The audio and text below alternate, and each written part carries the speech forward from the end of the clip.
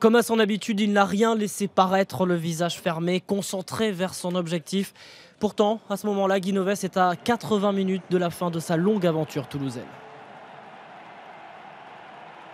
Dans le nouveau stade de Bordeaux, plein comme hier soir, c'est Clermont qui frappe le premier.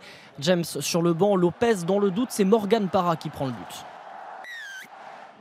Parra pour Clermont, McAllister pour Toulouse. La première demi-heure ne se résume qu'à ce duel de buteurs. Peu de jeu, beaucoup de fautes et 9-3. Premier mini-break pour Clermont. Après un échec, McAllister ajoute 3 nouveaux points pour le stade. 9-6 à la pause, une bien décevante première période.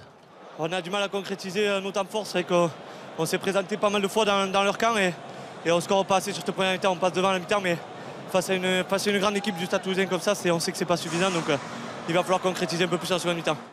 Mais c'est bien Toulouse qui va concrétiser après 6 minutes de jeu. À peine, McAllister sert Médard qui feinte la passe pour Vincent Clerc. Toulouse prend l'avantage pour la première fois du match, malgré le 3e échec de McAllister au pied. 11-9, mais 8 points laissés en route déjà. Et le problème pour Toulouse, c'est que Parra, lui, est impeccable. 4 sur 4 au pied, 12-11 pour Clermont.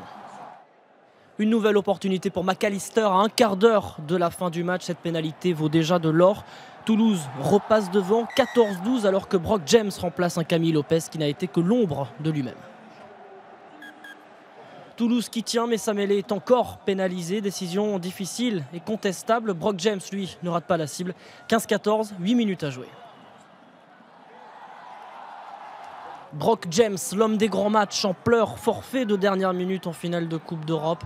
Clermont a sa qualification au bout de son pied. Ils ont la possession du ballon, reste la concrétisation avec le drop qui passe.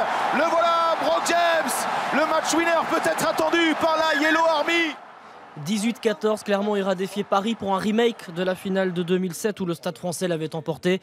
Pour Guinoves, cette fois-ci c'est la bonne, sa longue aventure toulousaine s'arrête sur cette demi perdue.